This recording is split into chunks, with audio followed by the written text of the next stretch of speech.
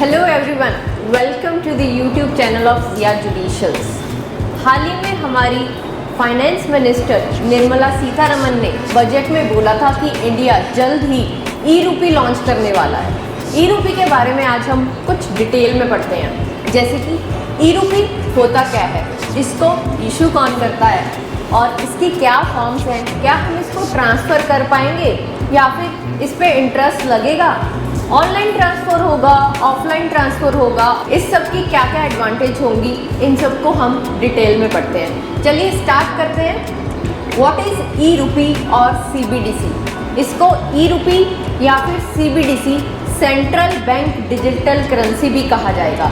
ई रूपी से ये तो साफ है कि ई रूपी, ई मतलब यहाँ जो छोटा ई है ये इलेक्ट्रॉनिक को ही रिप्रेजेंट कर रहा है। इलेक्ट्रॉनिक ई रूपी है, ये डिजिटल ई रूपी है।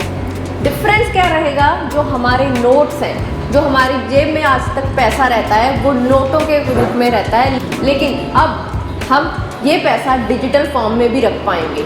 नॉर्मल नोट्स की तरह ही नंबर होगा, नॉर्मल नोट्स की तरह ही वैल्यू होगी, बस हम अपने हाथ में नहीं देख सकते, डिजिटल रूप में इसको देख सकते। ठीक है, इसको इशू कौन करेगा? अब भी नोट्स RBI इशू कर रहा है और डिजिटल रूपी को भी RBI ही इशू करेगा। What are the forms of CBDC? देखिए, ये दो तरीके का होगा, पहला टोकन बेस्ड और दूसरा अकाउंट बेस्ड। डिफरेंस क्या रहेगा कि जो टोकन बेस्ड है वो नॉर्मल नोट की तरह जिसके पास होगा माना जाएगा कि उसी का ही है। इसमें एक टोकन इशू होगा। हमारे पास अभी नोट है तो हम बोलते हैं या ये मेरा 500 रुपये का नोट है, ये मेरा ही है, जिसके पास होगा उसी का नोट माना जाता है। इसी तरीके से जिसके पास टोकन होगा उसी का ही माना जाएगा। टोकन एक्सेस कैसे होगा, ये सब चीज़ें RBI अभी हमें नोट में बताएगी, राइट। अब ये जो है ये फिजिकल कैश की तरीके से ही होगा, सबसे ज़्यादा इस्तेमाल इसका ही होगा। अब अकाउंट बेस्ड पे अगर आए तो नॉर्मल अकाउंट की तरह नहीं होगा, बैंक अकाउंट वाला अकाउंट नहीं है ये। इसमें क्या होगा कि आपकी ट्रांजैक्शंस और इन सब की डिटेल रखी जाएगी और इसको बोला जाएगा CBDCW। How do you transfer? इसका ट्रांसफ़र कैसे होगा? देखें तो RBI ने बहुत डिटेल में तो ये बात शेयर नहीं की है कि इसको ट्रांसफ़र कैसे होगा। अभी लॉन्च करेगा तो देखते हैं कि कैसे कैसे ट्रांसफ़र होगा, बट अभी तक जो इन्फॉर्मेशन है उसके हिसाब से इसको हमें एक पासवर्ड दिया जाएगा, एक पब्लिक की होगी, एक प्राइवेट की होगी। पब्लिक की उसके पास होगी जिसको आपने ट्रांसफ़र करना है और अपनी प्राइवेट की पासवर्ड की तरीके से आपके पास होगी कि आप उस की को देके ही उसका ट्रांसफ़र कर सकते हैं। अब ये क्या ऑनलाइन भी हो सकता है या ऑफलाइन भी होगा? इसका आंसर नेक्स्ट स्लाइड में देखते हैं कि can e rupee be transacted in offline mode? इसका मेन वो क्या है कि ये विदाउट इंटरनेट भी हो पाएगा। आजकल हम गूगल पे कर रहे हैं, पेटीएम कर रहे हैं, हर कोई UPI ट्रांजैक्शंस कर रहा है, पर उसकी दो इम्पॉर्टेंट चीज़ें क्या है? हमारे पास नेट होना चाहिए और हमारे पास एंड्रॉयड फ़ोन होना चाहिए।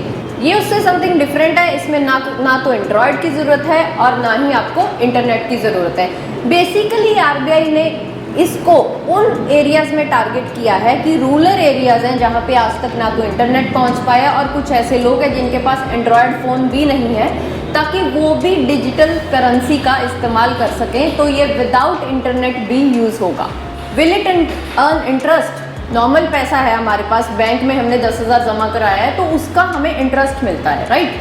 लेकिन क्या इसमें भी मिलेगा? नहीं, इसमें नहीं मिलेगा। आपकी जेब में 200 रुपये हैं तो 200 रुपये चाहे आप 2 साल रख के रखो, आपको उसका कोई इंटरेस्ट नहीं है, वो 200 के 200 ही रहेंगे। उसी हिसाब से इसका भी कोई इंटरेस्ट नहीं है। अगर RBI इस पर इंटरेस्ट लगा देती है तो क्या होगा कि जो नॉर्मल बैंक्स हैं वो शट डाउन हो जाएंगी, अकाउंट में कोई पैसा रखेगा नहीं, सारी करेंसी ही डिजिटल फॉर्म में कन्वर्ट हो जाएगी। तो बैंक्स को बचाने के लिए RBI ने ये डिसीजन लिया है कि डिजिटल करेंसी पे इंटरेस्ट नहीं रहेगा। अब एडवांटेजेस क्या क्या हैं ई रूपी के? सबसे पहला एडवांटेज इसका है कि convenience of carrying around physical notes and coins. अभी पैसा जेब में लेके घूम रहे हैं तो बहुत रिस्क रहता है। आपने किसी को 1 लाख देना है, 2 लाख देना है, नहीं दे पाएंगे आप। लेकिन अगर आपके पास करेंसी होगी, डिजिटल करेंसी होगी, तो आप उसको ईजिली ट्रांसफ़र कर पाएंगे। Innovation and lowering the cost of transaction करते हैं तो उसकी कुछ कॉस्ट तो देते हैं ना बैंक को, तो वो वाली कॉस्ट भी इस पर नहीं लगेगी। उसके बाद reduce settlement risk, then reduction cost associated with physical cash. Physical cash बनाने के लिए देश का बहुत सारा पैसा फिजिकल कैश बनाने में ही चला जाता है। लेकिन डिजिटल करेंसी को बनाने के लिए उस पैसे का रिडक्शन हो जाएगा और हमारे देश का कुछ पैसा बच पाएगा। After that boost innovation in cross border payments.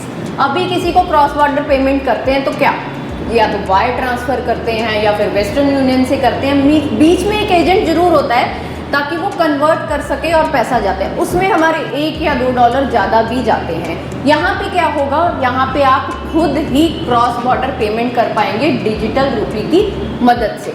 ये सब हमने पढ़ा कि क्या होता है ई रूपी और क्या इसके एडवांटेजेस हैं, सब चीज़ डिटेल में पढ़ी। लेकिन आरबीआई इसको लॉन्च कब करेगा, कब हम सबके हाथों में होगा डिजिटल रूपी, कब हम इसको यूज़ कर पाएंगे?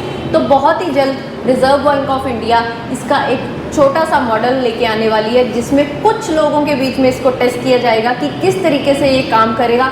अगर वो प्लान सक्सेसफुल रह जाता है तो बहुत ही जल्द पूरे इंडियंस के पास डिजिटल रूपी होगा और हम इसका अच्छे से एक्सेस कर पाएंगे।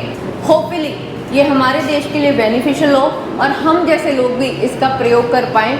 उम्मीद है आपको ये वीडियो पसंद आई होगी। अगर पसंद आई है तो please like, share and comment.